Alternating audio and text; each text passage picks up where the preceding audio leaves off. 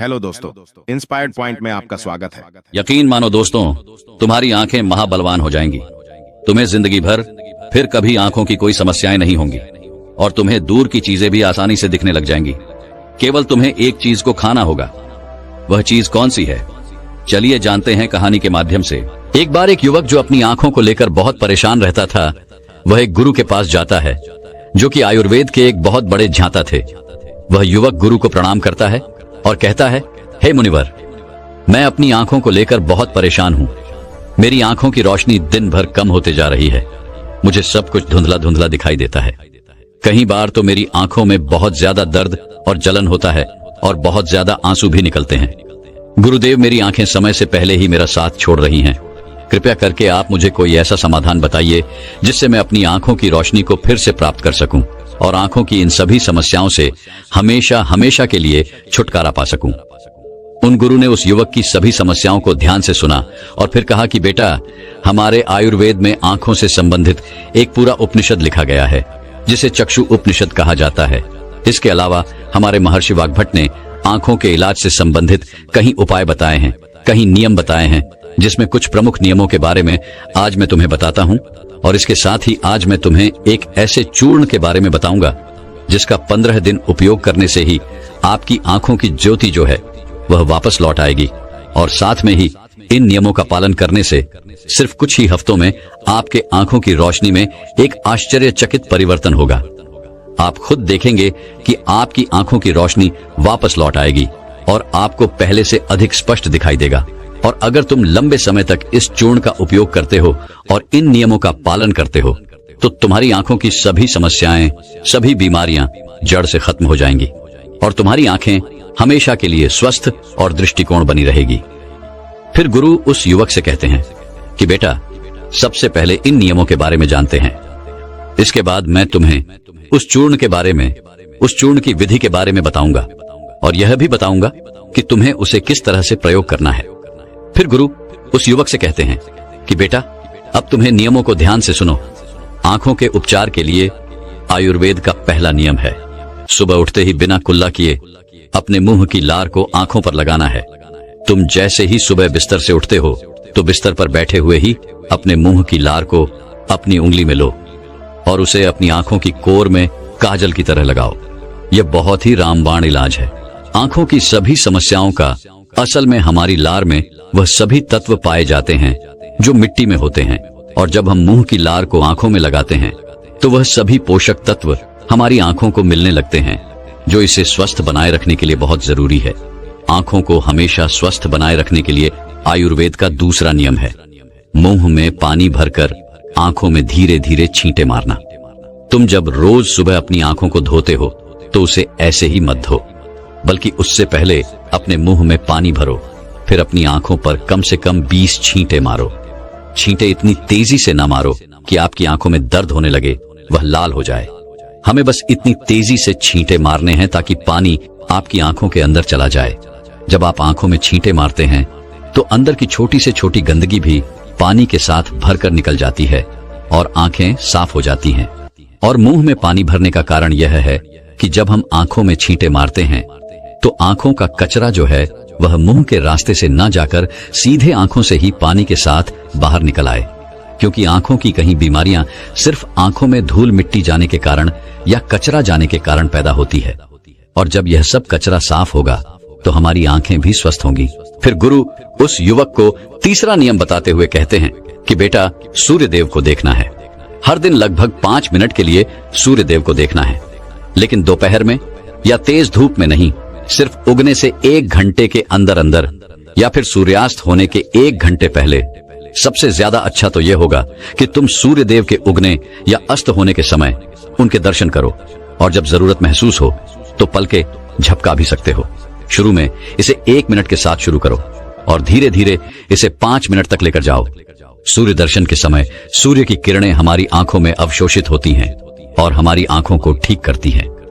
अंत में अपनी दोनों हथेलियों को रगड़कर उसे अपनी आंखों के ऊपर रख लो, लेकिन इस बात का ध्यान रखना कि आपको अपनी आंखों के ऊपर रखना है, उन्हें दबाना नहीं है। ऐसा करने से आंखों को आराम मिलता है। चक्षु अपने शक में सूर्य देव को आंखों का वेद कहा गया है। फिर गुरु उस युवक को अगला नियम बताते हुए कहते हैं कि आंखों का व्यायाम करो। आप इसे किसी भी समय कर सकते हैं, लेकिन सुबह और सोने के पहले करने से यह ज्यादा फायदा देता है। इसके लिए सबसे पहले तो अपनी आंखों को 10 बार ऊपर नीचे करो, 10 बार ऊपर करो और 10 बार नीचे करो। जितना हो सके उतना ऊपर करो और जितना हो सके उतना ही नीचे लो। लेकिन इस बात का ध्यान रखना है कि आंखों के साथ सर नहीं घूमना चाहिए। सर स्थिर होना चाहिए। सिर्फ और सिर्फ आपकी आंखें घूमने चाहिए। आंखों को ऊपर नीचे करने के बाद आंखों को 10 बार बाईं ओर और 10 बार दाईं ओर लेकर जाओ। इसके बाद 10 बार आंखों को ऊपर कोने की ओर और 10 बार आंखों को निचले कोने की ओर लेकर जाओ। इसके बाद आंखों को गोल गोल घुमाते हुए एक वृत्ताकार आकृति बनाने का प्रयास करो। आंखों को 10 बार दाहिनी ओर गोल गोल घुमाएं और 10 बार बाएं ओर गोल गोल घुमाएं। फिर सबसे जरूरी व्यायाम, अपने हाथ के अंगूठे को अपनी दोनों आंखों के बीच में रखो और अपने नाखून के हिस्से को देखो और बिना ध्यान हटाए धीरे धीरे अपने अंगूठे को दूर लेकर जाओ। इस दौरान आपका पूरा ध्यान अंगूठे के नाखून पर होना चाहिए।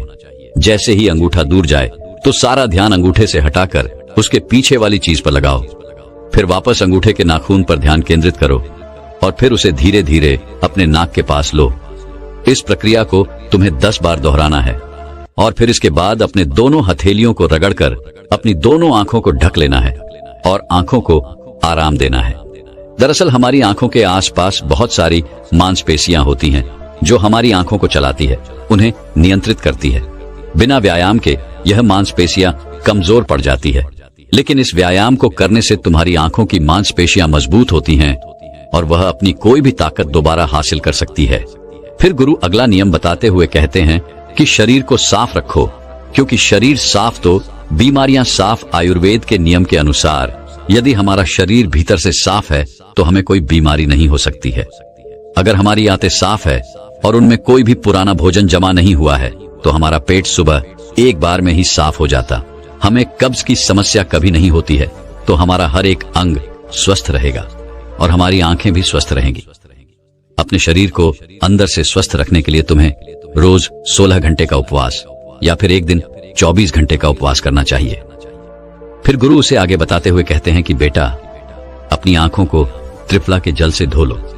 त्रिफला एक बहुत ही प्रसिद्ध आयुर्वेदिक औषधि है। महान आशी वाग्भट ने त्रिफला को इंसानी शरीर के लिए अमृत तुल्य बताया है। त्रिफला जैसे ही उसका नाम है, यह 3 फलों से मिलकर बना है। पहला है आंवला, दूसरा है बहेड़ा और तीसरा है हरड़। को बनाते समय इन तीनों की मात्रा का ध्यान रखना बहुत आवश्यक है। त्रिफला बनाने के लिए आंवला, बहेड़ा और हरड़ का अनुपात 1 अनुपात 2 अनुपात और 3 अनुपात होना चाहिए। यानी आंवला 3 गुना, बहेड़ा 2 गुना और हरड़ 1 गुना होनी चाहिए। इन तीनों को सूखाकर इनके बीज निकालकर इसे अच्छे से पीस कर मिला लीजिए। इस तरह से त्रिफला का चूर्ण तैयार हो जाता है। फिर इसे किसी मिट्टी के बर्तन में रख दीजिए और 1 चम्मच त्रिफला चूर्ण को 2 ग्लास पानी में रात में भिगोकर रख दें और सुबह उसे छानकर अपनी आंखों को उससे धो लीजिए। ऐसा करने से बहुत ही तेजी से आंखों की सभी समस्याओं में आराम मिलता है और आंखों की रोशनी बहुत ही तेजी से बढ़ती है। त्रिफला सिर्फ आपकी आंखों के लिए नहीं बल्कि हमारे शरीर के लिए भी बहुत फायदेमंद होता है, क्योंकि यह वात, पित्त और कफ तीनों दोषियों को नियंत्रित करता है। शरीर को साफ करने के लिए त्रिफला को 2 तरीके से लिया जा सकता है, एक रात को और दूसरा सुबह। अगर आप त्रिफला सुबह लेते हैं तो गुड़ या शहद के साथ लो, और यदि आप त्रिफला को रात में लेते हैं तो दूध के साथ या फिर गर्म पानी के साथ इसे ले सकते हैं। रात में दूध या गर्म पानी के साथ जो त्रिफला खाया जाता है वह हमारे शरीर को साफ करने का काम करता है, गंदगी बाहर निकालता है। और सुबह जो गुड़ या शहद के साथ त्रिफला खाया जाता है, यह पोषक तत्व का काम करता है, यानी कि पोषक तत्व प्रदान करता है। इसीलिए जो व्यक्ति स्वस्थ है, जिन्हें कब्ज या पेट से जुड़ी हुई कोई भी दिक्कत नहीं है, वह त्रिफला को दिन में खाए, और जिन्हें पेट की सफाई करनी है, कब्ज की समस्या रहती है, वह इसका सेवन रात को करें। फिर गुरु उस युवक को अगला नियम बताते हुए कहते हैं कि बेटा, यह नियम बहुत ही लाभकारी है। इससे तुम्हारी आंखें और मन दोनों ही तेज बनते हैं। इसके लिए तुम्हें एक अंधेरे कमरे में दीपक या मोमबत्ती जला लेना है। फिर उसे इतनी ऊंचाई पर रखना है कि जब तुम बैठो तो वह तुम्हारी आंखों के ठीक सामने होना, ज्यादा ऊपर होना चाहिए और ना ही ज्यादा नीचे होना चाहिए। इसके बाद आपको अपनी पीठ को सीधा करके आरामदायक स्थिति में बैठ जाना है और अपनी दृष्टिकोण उस दीपक या मोमबत्ती की ज्वाला पर, यानी ज्योति पर केंद्रित करना है और लगातार उस ज्योति को देखना है। इस बीच यदि तुम पलक झपकाना चाहते हो तो आप झपका सकते हो, लेकिन कोशिश करो कि जितनी देर तुम बिना पलक झपकाए रह सकते हो तो बिना पलक झपकाए रहो। थोड़ी देर में तुम देखोगे कि तुम्हारी आंखों से आंसू बहने लगेंगे, लेकिन चिंता करने की कोई जरूरत नहीं है, क्योंकि यह क्रिया हमारे आंसुओं के द्वारा हमारी आंखों की सफाई कर रही है। इस प्रक्रिया के बीच आप आंखों के आंसू को रोकने का प्रयास न करें, बस इन्हें बहने दें। इस दौरान अपने हाथों से अपनी आंखों को भी स्पर्श नहीं करना है। जब यह प्रक्रिया पूरी हो जाए तब अपनी दोनों हथेलियों को रगड़कर धीरे धीरे अपनी आंखों के पास लेकर जाओ और आंखों को ढक लो। यह प्रक्रिया रोज रात को सोने से पहले कुछ मिनट के लिए करो। फिर तुम स्वयं देखोगे कि तुम्हारी आंखों की रोशनी दिन प्रतिदिन बढ़ती जा रही है। इस प्रक्रिया को करने से आपकी आंखों की रोशनी के साथ साथ आपकी एकाग्रता भी बढ़ती है। फिर गुरु उस युवक को अगला नियम बताते हुए कहते हैं कि किसी भी ठंडी सब्जी जैसे खीरा, लौकी और आलू के छोटे छोटे टुकड़ों को कुछ मिनट तक अपनी आंखों के ऊपर रखो। जब हम खीरे या लौकी को इस तरह से छोटे छोटे टुकड़ों में काटकर आंखों के ऊपर रखते हैं तो हमारी आंखों के आसपास का जो क्षेत्र है वह ठंडा हो जाता है और बाकी का क्षेत्र गर्म रहता है, जिससे आंख और सर के बीच का जो तापमान है उसमें अंतर आ जाता है और ज्यादा से ज्यादा रक्त आंखों की तरफ आने का प्रयास करता है। फिर जिस जगह पर रक्त का प्रवाह ज्यादा होता है उस जगह का इलाज खुद ब खुद शुरू हो जाता है। इस प्रक्रिया को आपको हर दिन 10 से 12 मिनट तक जरूर करना है। इससे आपकी आंखों की रोशनी बढ़ेगी और आप ताजगी महसूस करेंगे। फिर गुरु उस युवक को अगला नियम बताते हुए कहते हैं कि बेटा, तुम्हें रोज ऐसा काम करना है जिसमें ज्यादा रक्त का प्रवाह हो, जैसे शीर्षासन, भस्त्र का आसन। ऐसे आसनों को करने से रक्त की ज्यादा मात्रा आंखों की तरफ जाती है और आंखें स्वस्थ बनी रहती है। फिर गुरु उस युवक को कहते हैं कि बेटा, तुमने नियमों के बारे में तो जान लिया, अब मैं तुम्हें उस चूर्ण के बारे में बताता हूँ जिसका उपयोग तुम्हें करना है, और उसका उपयोग करने से कभी भी तुम्हारे आंखों की ज्योति खराब नहीं होगी, और अगर जिनको चश्मा लग चुका है उनका चश्मा भी कुछ हफ्तों में उतर जाएगा। इस चूर्ण को बनाने के लिए आपको 4 चीजों का प्रयोग करना है, जिसमें पहली चीज है सौंफ, दूसरी चीज है बादाम, तीसरी चीज है धागे वाली मिश्री और चौथी चीज है काली मिर्च। हमें सबसे पहले तवे पर सौंफ को थोड़ा सेक लेना है। सौंफ को नेत्र ज्योति के रूप में अव्वल माना जाता है। इसकी तासीर ठंडी होती है। इसके साथ ही यह खाने को पचाने में बहुत ज्यादा मदद करती है। सौंफ हमारे शरीर के मोटापे को भी कम करती है। सौंफ में पोटेशियम, मैग्नीशियम, जिंक, लोहा, कॉपर जैसे मिनरल्स भरपूर मात्रा में होते हैं। आपको सौंफ को तब तक सेकना है जब तक उसमें खुशबू ना आ जाए। जब खुशबू आने लगे तब आप उसे नीचे उतार लीजिए। फिर आपको बादाम को हल्का हल्का सेकना है। बादाम में विटामिन ए प्रचुर मात्रा में होता है, जो हमारे दिमाग को तंदुरुस्त रखता है। इसमें प्रोटीन एवं फाइबर काफी अच्छी मात्रा में पाए जाते हैं, जिसकी वजह से हमारा पेट भरा भरा रहता है और यह हमारे मोटापे को भी कम करती है। इसके बाद आपको बादाम और सौंफ को अच्छी तरीके से पीस लेना है। इसका बारीकी टोन बना लेना है और इसके बाद आपको धागे वाली मिश्री में से धागा निकाल देना है और उसे कूट कर उसका बारीक टोन बना लेना है। फिर आपको 10 से 15 काली मिर्च लेनी है। काली मिर्च में एंटी इन्फ्लामेटरी तत्व पाए जाते हैं, जो आंखों के लिए बहुत लाभदायक होते हैं। इसके साथ ही काली मिर्च जीवाणु रोधक और इम्यूनिटी बढ़ाने में सहायक होती है, जिससे आंखों की रोशनी मजबूत बनती है। काली मिर्च में विटामिन ए और विटामिन ई पाए जाते हैं, जो आंखों के लिए बहुत लाभदायक हैं।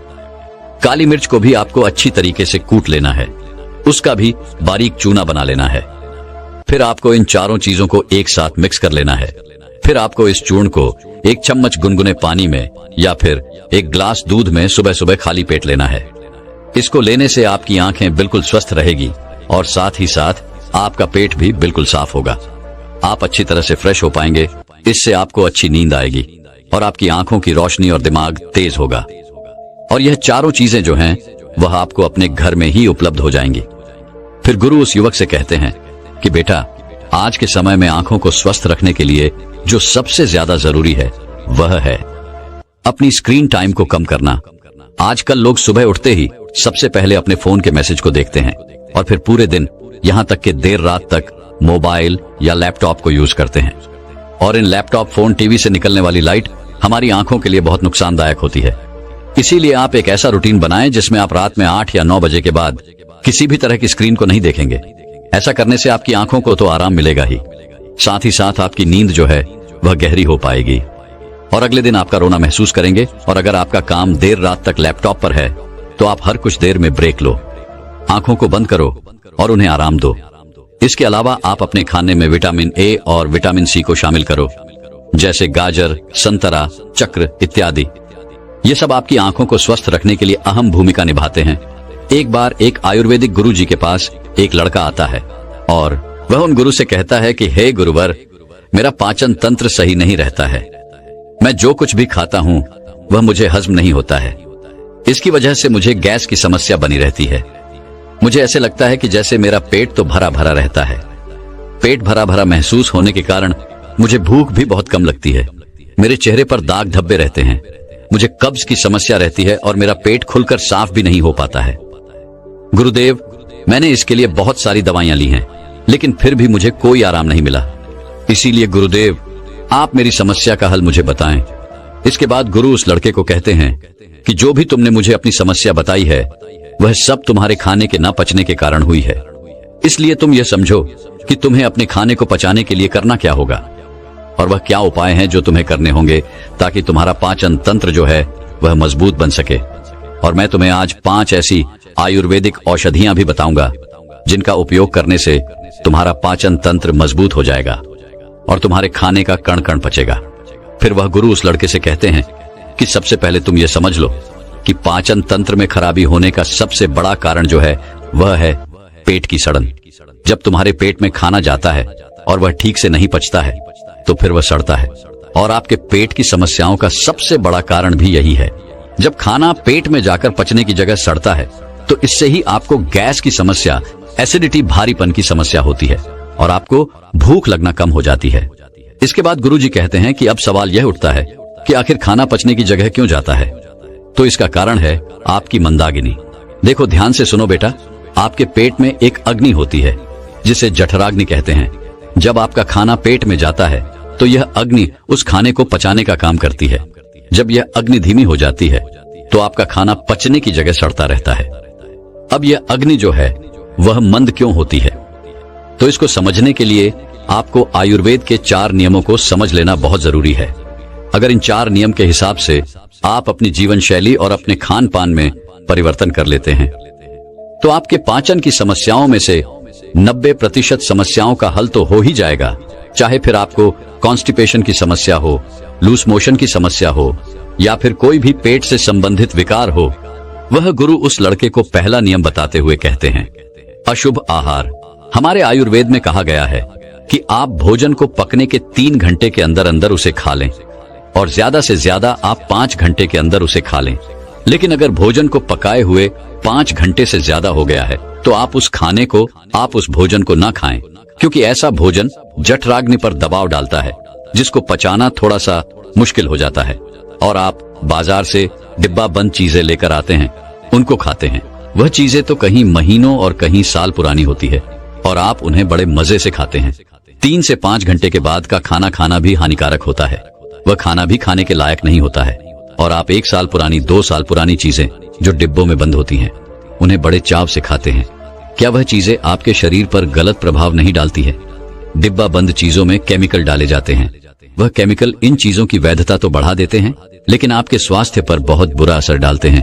और दूसरी ओर जंक फूड, फास्ट फूड जैसे पिज्जा, चाउमीन आदि स्वाद के चक्कर में आप खाते हैं। मीठी मीठी मिठाइयां खाते हैं, इनको भी आपको त्यागना होगा। आपकी जठराग्नि की एक सीमित मात्रा होती है कि वह इस तरह का भोजन और इतना ही भोजन पचा सकती है। जब आप अपने पाचन तंत्र पर ज्यादा दबाव डालते हैं तो आपको मंदाग्नि की समस्या हो जाती है। फिर इसके बाद आप जो भी खाते हैं वह पचने की जगह सड़ता है। फिर गुरु उस लड़के को दूसरा नियम बताते हुए कहते हैं कि भोजन सीमित मात्रा में ग्रहण करें। आप चाहे कितना ही अच्छा भोजन क्यों ना करें, आप चाहे सात्विक भोजन ही क्यों ना करते हो, लेकिन ध्यान रहे, जितना जरूरी अच्छा भोजन करना होता है उतना ही जरूरी यह भी जानना होता है कि हमारे भोजन करने की सही मात्रा क्या है। कहने का मतलब है कि ज्यादा भोजन भी आपको नुकसान कर सकता है, फिर चाहे वह कितना ही अच्छा भोजन क्यों ना हो।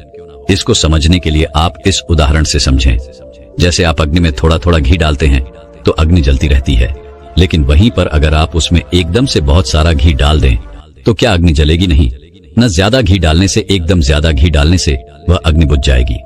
वैसे ही अगर आप ज्यादा भोजन ग्रहण करेंगे तो इससे आपके पाचन तंत्र पर बहुत ही बुरा असर पड़ेगा। आपका पाचन तंत्र उसे पचा नहीं पाएगा और वह खाना जाकर आपके पेट में सड़ता रहेगा। फिर वह गुरु उस लड़के को तीसरा नियम बताते हुए कहते हैं, सही भोजन और सही मात्रा में भोजन खाने के साथ साथ यह भी जानना जरूरी है कि भोजन को खाने का सही समय क्या है। आप सुबह के समय नाश्ता खाएं, जिसमें आप फल सब्जियां आदि खा सकते हैं, या फिर आप जूस पी सकते हैं। इसके बाद दोपहर में आप खाना खा सकते हैं। उसका सही समय 12 से 1 बजे के बीच होता है। इसके बाद आपको शाम का खाना जो है वह थोड़ा जल्दी खाना होगा, जैसे कि आप शाम का खाना 6 से 7 बजे के बीच खा लें। और शाम का खाना आपको बिल्कुल हल्का खाना चाहिए। मगर लोग शाम को खाना एक तो देर से भी खाते हैं और दूसरा हल्का भोजन खाने की जगह भारी भोजन खाते हैं, फिर सीधा सोने चले जाते हैं, जिससे पाचन तंत्र मंद हो जाता है और खाना पचने की जगह सड़ने लगता है। इसीलिए शाम का खाना शाम ढलते ही खा लेना चाहिए और खाना खाते ही बिस्तर नहीं पकड़ना चाहिए। फिर वह गुरु उस लड़के को चौथा नियम बताते हुए कहते हैं कि पर्याप्त मात्रा में पानी पीना भी आपके पाचन तंत्र को मजबूत करता है। अगर आप पर्याप्त मात्रा में पानी नहीं पिएंगे तो आपको कब्ज की समस्या होगी और आपका पेट खुलकर साफ नहीं होगा। और अगर पेट साफ नहीं होगा तो जो खाना आप खाएंगे वह आपके पेट में पड़ा पड़ा सड़ता रहेगा। पानी आपके खाने को गला आता है, जिससे खाने को पचाने में आसानी होती है और आपका पाचन तंत्र मजबूत बनता है। वह गुरु उस लड़के को कहते हैं कि बेटा, इसके अलावा भी बहुत सारे ऐसे कारण हैं जो आपके पाचन तंत्र को कमजोर बनाते हैं, जैसे कि ज्यादा चिंता करना, धूम्रपान करना और खराब जीवन शैली। अगर आप इन चीजों पर ध्यान देंगे और अपनी आदतों को सुधारें तो आपका पाचन तंत्र जो है वह स्वतः ही सही हो जाएगा।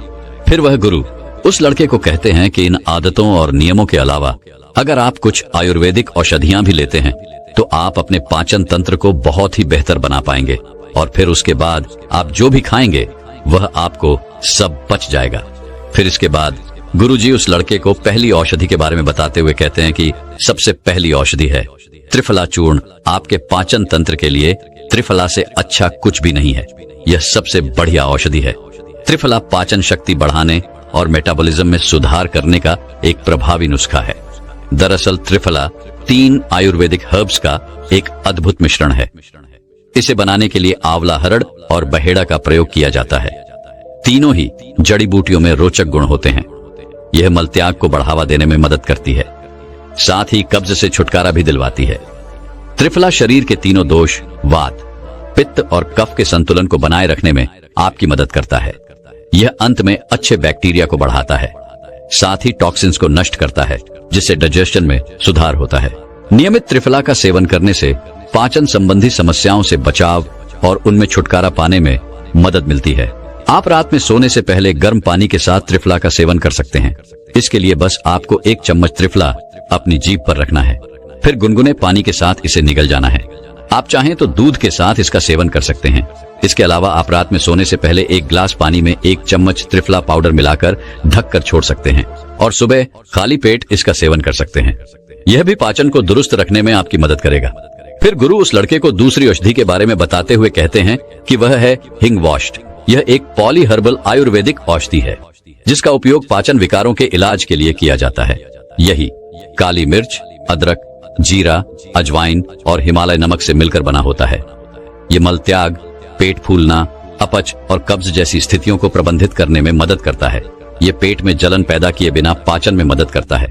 आयुर्वेद के अनुसार हिंग वॉश में दीपक यानी कि भूख बढ़ाने वाला और पाचन यानी पाचन गुण होते हैं, जो भोजन को पचाने में मदद करते हैं। अपच और पेट फूलने से राहत दिलाते हैं। ये गुण भूख न लगने की समस्याओं में भी मदद करते हैं। हिंग में वात संतुलन गुण भी होता है, जो पेट को नियंत्रित करने में मदद करता है। इसका भी प्रयोग आपको खाना खाने के 45 मिनट के बाद पानी या दूध में किया जा सकता है। फिर गुरु उस लड़के को तीसरी औषधि के बारे में बताते हुए कहते हैं एलोवेरा। एलोवेरा का नाम किसी भी स्किन या फिर हेयर प्रॉब्लम के लिए सुझाया जाता है, लेकिन यह पेट की समस्याओं के लिए भी इसी तरह कारगर साबित होता है। एलोवेरा का जूस पेट की परेशानियों से भी राहत दिलाता है। इसमें मौजूद एंजाइम पाचन क्रिया को बेहतर बनाते हैं और पोषक तत्वों के अवशोषण में भी मदद करते हैं। इसी तरह एलोवेरा पेट के इन्फेक्शन की वजह बनने वाले बैक्टीरिया और परजीवियों से भी सुरक्षा प्रदान करता है, जिससे स्टमक इन्फेक्शन होने से बचाव होता है। कॉन्स्टिपेशन और एसिड रिफ्लेक्स। जैसी पेट से जुड़ी समस्याओं से बचाने में भी एलोवेरा का जूस बहुत ही फायदेमंद है। इसके अलावा यह इम्यून सिस्टम को मजबूत बनाने और मेटाबॉलिज्म को बढ़ाने में भी मदद करता है। इसके बाद गुरुजी उस लड़के को चौथी चीज बताते हुए कहते हैं कि आप ऐसी समस्या में हर्बल चाय का इस्तेमाल भी कर सकते हैं। ये चाय उबाले जाने वाली जड़ी बूटियों के मिश्रण से बनती है, जिनमें अनेकों और सदियां मिलाई जाती हैं। ये पाचन तंत्र को मजबूत करने के लिए बनाई जाती है। इसमें पुदीना, जो पाचन तंत्र की मांसपेशियों को आराम करने की क्षमता रखते हैं, ये यूप के लक्षणों, गैस और ब्लोटिंग को कम करने में मदद करता है। इसमें अदरक, जो एंटी इन्फ्लेमेटरी गुणों से भरपूर होता है, पाचन को प्रोत्साहित करने में मदद करता है और उपस्थित गैस और ब्लोटिंग को कम करने में सहायता प्रदान करता है। इसमें धनिया, जिसमें गारमेंट गुण होते हैं, वह भी पाचन को सहायता प्रदान करता है और मलाशय को शांत कर सकता है। इसी तरह कई अन्य जड़ी बूटियां होती हैं जो आपके पाचन तंत्र को मजबूत कर सकती हैं। आप इन सभी के मिश्रण से हेर्बल चाय बना सकते हैं, जो आपके पाचन तंत्र को मजबूत बनाने में आपकी सहायता करेगी। ध्यान रखें, इस तरह की चाय में आपको चीनी नहीं डालनी है। आप चाहे तो थोड़ा सा शहद इसमें डाल सकते हैं और जिनको डायबिटीज है वह इस चाय को फीकी ही पिए। इसके बाद गुरु उस लड़के को पांचवी और अंतिम औषधि बताते हुए कहते हैं, अजवाइन पाचन तंत्र ठीक ना होने की वजह से लोगों में गैस की प्रॉब्लम देखी जा सकती है। अजवाइन का पानी गैस की दिक्कत को भी कम करता है और पेट फूलने की समस्या में भी आराम देता है। इसके साथ ही अजवाइन जो है वह पेट में एंटर में भी राहत देता है। इसके पानी में कुछ विशेष एंजाइम पाए जाते हैं जो आंतों की सफाई करते हैं और इससे भोजन के पोषक तत्वों के अवशोषण में मदद मिलती है। अजवाइन का पानी तेजी से वजन को घटाता है और मेटाबॉलिज्म को दुरुस्त रखता है। अगर आपका कोलेस्ट्रॉल लेवल बढ़ता रहता है या फिर घटता रहता है तो यह उसे भी कंट्रोल करता है। इसके बाद वह गुरु उस लड़के से कहते हैं कि बेटा, आप इन 5 औषधियों में से कोई भी एक औषधि इस्तेमाल कर सकते हैं और आप अपने जीवन शैली में जो मैंने तुम्हें नियम बताए उनका अनुसरण करके तुम अपने पाचन तंत्र को बहुत ही जल्दी मजबूत बना सकते हैं। राजा ने स्पष्ट किया कि जब दीक्षा लेनी ही है और संन्यास्त होना ही है तो मुझे आपका सभी शर्तें मंजूर है।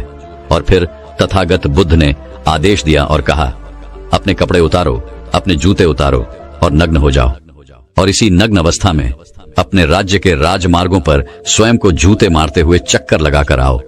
राजा असमंजस में पड़ गया। तथागत बुद्ध यह क्या कह रहे हैं? मैं एक राजा हूं, इस तरह से मैं नग्न होऊंगा और नग्न होकर अपनी ही सड़कों पर कैसे खुद को जूते मारते हुए चक्कर लगाऊं? लेकिन फिर भी राजा को संन्यास्त होना था, तो उन्होंने भगवान बुद्ध की शर्तें मान ली और वह वैसा ही करने के लिए निकल पड़ा। राजा ने वैसा ही किया। वह नग्न होकर स्वयं को जूते मारते हुए राज्य की सड़कों पर दौड़ने लगा और यहाँ उसके चले जाने पर शिष्य ने बुद्ध से कहा कि बनते, जब हम आपसे दीक्षा लेने आए थे तब आपने तो ऐसी कठोर शर्त नहीं लगाई थी। आप तो स्वयं करुणा अवतार हैं, फिर आपने राजा के साथ ऐसा कठोर व्यवहार क्यों किया? तब भगवान बुद्ध बोले, जब तुम लोग संन्यास लेने आए थे तब तुम्हारे अहंकार बहुत बड़े नहीं थे, इसीलिए तुम लोगों से घर घर भिक्षा न करवा के ही काम बन गया। यह तो एक बड़े राजा है, इसका अहंकार भी बहुत बड़ा है, इसलिए जितना बड़ा रोग उतनी बड़ी दवाई, इसलिए महारोग की दवाई भी अधिक शक्तिशाली होती है। किसी कारणवश मैंने इनका परीक्षा भी इतना कठिन किया है। राजा जब इस दशा में अपनी ही प्रजा के सामने से गुजरेगा तो उसका अहंकार चूर चूर हो चुका होगा। राजा ने शाम तक शर्त पूरी कर ली और बुद्ध के चरणों में आकर गिर गया और फिर बोला, तथागत, अब तो मुझे आप दीक्षा देकर मुझे संन्यास्त करें। भगवान बुद्ध ने राजा के सिर पर मुकुट रखा और कहा कि अब तुम्हें संन्यास लेने की जरूरत ही नहीं है, जाओ और कर्ता भाव छोड़कर साक्षी भाव से राज करो। अब तो तुम राजस्व हो चुके हो, अब तुम राजस्व हो। देखिए दोस्तों, किस तरह से भगवान बुद्ध ने एक राजा को उपदेश दिया और राजा का जीवन धन्य हो गया। दोस्तों, ये छोटे से उपदेश से आपको क्या ज्ञान प्राप्त हुआ? कमेंट में हमें जरूर बताइएगा। चलिए अब जानते हैं स्वास्थ्य से संबंधित बहुत ही महत्वपूर्ण जानकारी। क्या आप जानते हैं कि यह हमारा शरीर किससे बना है? ये सबसे पहले जानना बहुत जरूरी है। और हमारे शरीर में कौन से 3 दोष पाए जाते हैं? हमारा शरीर 5 तत्वों से बना है और हमारा शरीर में 3 दोष पाए जाते हैं, वात दोष, पित्त दोष और कफ दोष। इसे जानना जरूरी है क्योंकि यह हर एक बीमारी का कारण होता है, क्योंकि हर एक बीमारी जड़ यही 3 दोष है, इसीलिए जानना जरूरी होता है। तो आपका शरीर का सबसे महत्वपूर्ण दोष यह 3 दोष हैं, पित्त दोष, वात दोष और कफ दोष। अगर आपके शरीर का वात दोष गड़बड़ हो गया तो 60 से 70 पर बीमारी होगी। अगर आपके शरीर का पित्त दोष गड़बड़ हो गया तो आपके शरीर में 15 से 20 पर बीमारियां होती हैं। और यदि आपके शरीर का कफ दोष गड़बड़ हो गया तो 5 से 10 पर बीमारी होती है। अब इस तीनों प्रवृत्ति हमारे शरीर में कब से कब तक रहती है? जब हम जन्म से बाल्य अवस्था में रहते हैं, यानी जब हमारा जन्म होता है और 14 साल की उम्र तक हमारे शरीर में कॉफ प्रवृत्ति ज्यादा होती है। इस समय कॉग ज्यादा बनता है। यह प्रकृति की देन है। कॉफ इसलिए बनता है क्योंकि हमारा शरीर ग्रो करता है। कॉफ बनना जरूरी है क्योंकि यह कॉफ हमारे शरीर के बहुत ही महत्वपूर्ण अंग है। बस हमें यह ध्यान देना है। हम अपने बच्चों को ऐसी कोई चीज नहीं देना है जिससे उनका कॉफ और बढ़ जाए, क्योंकि बच्चे उस समय कुछ नहीं जानते। माता पिता को जागरूक होना होगा। बस हमें अपने बच्चे को कुछ भी ऐसे चीज नहीं देना है जिससे उसका कफ और बढ़ जाए। कॉफ बनाने वाली चीजें हमें उन्हें नहीं खिलाना है, नहीं तो क्या होगा? कॉफ से संबंधित जो 5 से 10 पर बीमारी है, जैसे टीबी, दमा, अस्थमा, ये सारी बीमारियां इसकी वजह से होती हैं। ये हर माता पिता को ध्यान देना होगा। उसके बाद हम आते हैं बाल्य अवस्था से युवा अवस्था में। युवा अवस्था की आयु कितनी होती है? जब हम 15 साल से 60 साल के बीच में होते हैं, इस समय हमारा शरीर युवा अवस्था में होता है। इस समय हमारे शरीर में पित्त प्रवृत्ति सबसे ज्यादा होता है, सबसे ज्यादा पित्त बनता है। इसलिए हमें यह ध्यान देना होगा कि हम ऐसी कोई भी चीज ना खाएं जिससे हमारा पित्त बढ़ जाए। अगर हमारे शरीर में पित्त दोष बढ़ जाएगा तो हमारे शरीर में 15 से 20 पर बीमारियां होती हैं। इसके बाद हमारा आता है वृद्धावस्था था। 60 साल की उम्र हमारा वृद्धावस्था होता है। इस समय हमारे शरीर में वह दोष बढ़ता है और वात दोष से संबंधित 60 से 70 पर बीमारियां हमारे शरीर में होती हैं। तो आपको ऐसी कोई चीज नहीं खाना है जिससे वात दोष बढ़े। तो दोस्तों, यह आप समझ गए कि आपके शरीर में 3 दोष का क्या रोल है। इसलिए इन 3 दोषों से संबंधित जो भी जानकारी जहां से भी उपलब्ध हो, एकत्र करें और उसे अपने जीवन में लागू करें। कारण को दूर करें और हमेशा इस बात का ध्यान रखें कि इन 3 दोषियों में क्या खाना चाहिए और क्या नहीं खाना चाहिए। इस दोषियों को बढ़ाने वाली चीजें कभी ना खाएं। अब आप इन तीनों दोषियों के बारे में जान गए हैं, तो अब जान लें कि आपका शरीर 5 तत्वों से कैसे बना है। आपका शरीर 5 तत्वों से बना है और इन 5 तत्वों में प्रोटीन्स, विटामिन्स, सारे तत्व आते हैं। अब इस 5 तत्वों में और 3 दोषों में जो भी कमी आती है, तभी आपका शरीर बीमार होता है, अन्यथा आपका शरीर बीमार नहीं होता। अब आप समझ गए आपका शरीर बीमार होने का क्या कारण है। जैसे कुछ लोग रोते हैं, भगवान ने हमें ये कष्ट दे दिया, भगवान ने हमें ये बीमारी दे दिया, हमें गैस्ट्रिक अल्सर हो गया, हमें थायराइड, ब्लड प्रेशर, शुगर हो गया। क्यों हो गया? भगवान ने नहीं दिया, आपने खुद पाला है। जब प्रकृति आपको खाना खाने के नियमों का पालन करने के लिए कहती है, पानी पीने के नियमों का पालन करिए, इस प्रकृति का नियम पालन करिए, तो आप क्यों नहीं कर रहे हैं? जबकि हमारा शरीर उसी तत्वों से बना है प्राकृतिक तत्वों से ही तो बना है। हमारा शरीर भी पानी से ही तो बना है, खाने से ही तो बना है, पोशाक तत्वों से ही तो बना है। ये सारे नियमों का आपको पालन करना होगा। अब जब यह हमारा पित्त दोष कह रहा है कि यह चीज नहीं खाई, यह पित्त और बढ़ेगा, तो आप उसे क्यों खाते हैं? पिज्जा, बर्गर आप क्यों खाते हैं? चाय आप क्यों पीते हैं? चीनी आप क्यों खाते हैं? मैदा आप क्यों खाते हैं? जब आप ये सारी चीजें खा रहे हैं तो आपके पेट में एसिडिटी बनेगा, आपका पाचन तंत्र बीमार पड़ेगा। तो जब आपका पाचन तंत्र बीमार होगा तो अनेक बीमारियां आपको आएगी। ये तो आप खुद कर रहे हो ना, ब्रह्मांड नहीं दे रहा है, भगवान नहीं कर रहा है। हम आप इसे खुद जाने अनजाने में कर रहे हैं। हम अपने मन को, अपनी जीभ को कंट्रोल नहीं कर पा रहे हैं।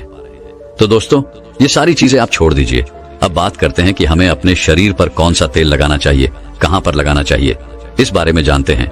आप समझ गए आपके शरीर का निर्माण कैसे होता है।